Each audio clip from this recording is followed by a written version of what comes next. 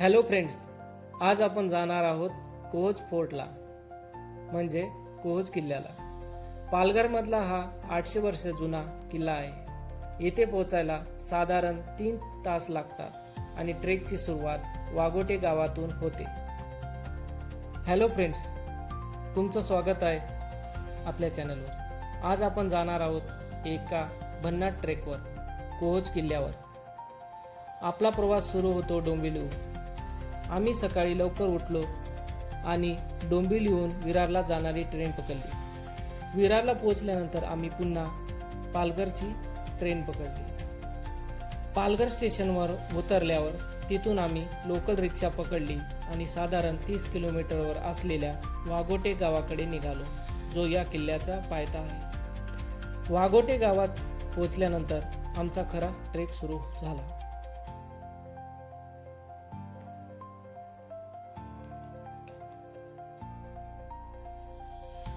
सुरुवातीला रस्ता खूप शांत आणि निसर्गरम्य होता। थोडं पुढे गेल्यावर आम्हाला एक सुंदर हार्ट शेप लेक दिसला।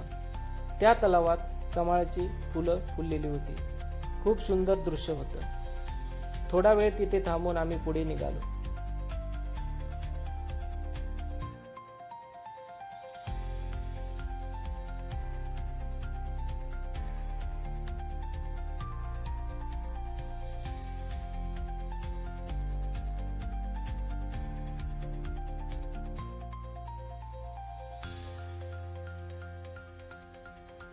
पुढे जाताच घनदाट जंगल सुरू झालं। वातावरण एकदम शांत, थंड आणि फ्रेश होतं। पण इथून पुढे ट्रेक थोडा ट्रिकी होता।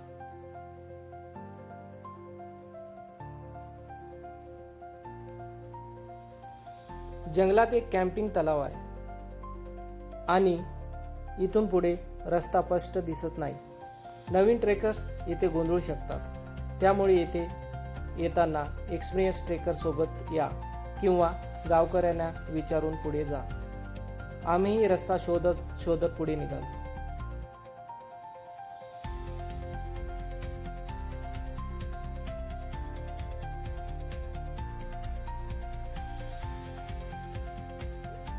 जंगल खूप दाट होतं। मोठमोठी झाडं, गवतं आणि झुडपं। काही ठिकाणी लाल कपड्याचे मार्क होते, पण तरीही काळजीपूर्वक चालावं लागतं।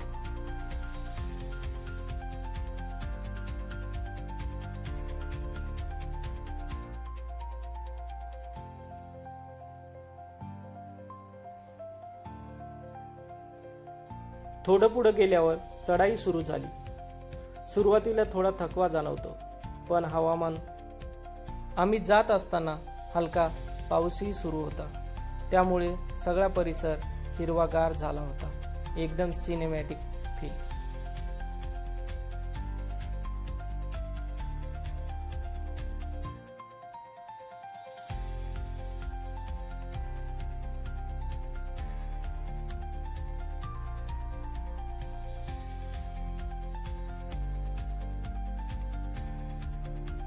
अर्ध्या वाटेवर पोहोचल्यानंतर आम्हाला किल्ल्याचं मेन अट्रॅक्शन दिसलं। ह्युमन शेप्स सारखा दिसणारा रॉक पिनॅकल। तो व्ह्यू खरंच माइंड ब्लोईंग होता। आम्ही तिथे थोडा वेळ थांबलो, फोटो काढले आणि पुढच्या प्रवासासाठी तयार झालो।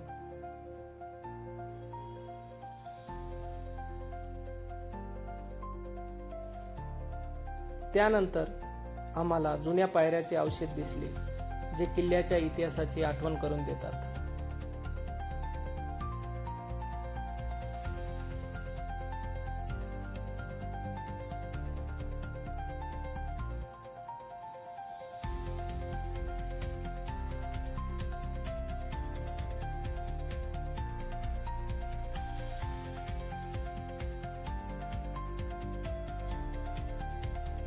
पुढची चढाई थोडी कठीण होती, पण जसं वर गेलो तसं एक मोठं पठार लागलं। त्या पठारावर सगळीकडे हिरवगार गवत पसरलेलं होतं। शांतता, थंड हवा आणि निसर्ग। मन अगदी फ्रेश झालं।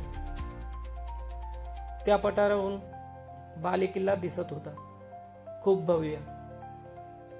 आम्ही पुढे चालत राहिलो आणि शेवटी शंकराच्या मंदिराजवळ पोहोचलो।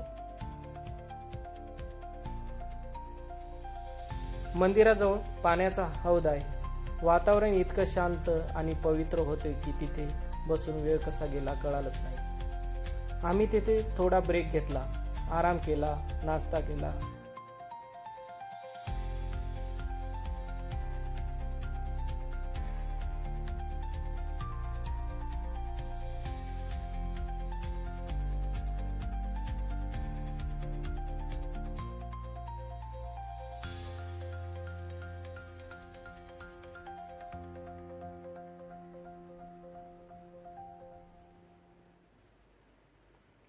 थोडा वेळ विश्रांती घेतल्यानंतर आम्ही बालेकिल्ल्याकडे निघालो. रस्त्यात आम्हाला दगडात कोरलेले पाण्याचे टाके दिसले आणि हनुमानाचं छोटंसं मंदिरही पाहायला मिळालं. जसं जसं आम्ही वर पोहोचत होतो तसं तसं हवामान बदलत होतं.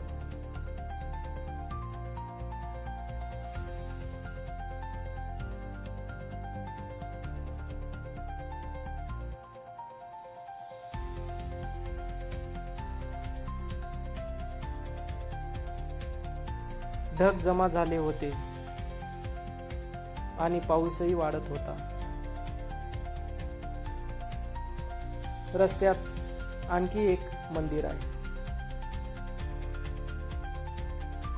शेवटी आम्ही बालेकिल्ल्यावर पोहोचलो आणि तेव्हा पाऊस जोरात सुरू झाला. सगळीकडे धुके, थंड वारा, पावसाच्या सरी आणि तो क्षण खरंच अनफॉरगेटेबल होता.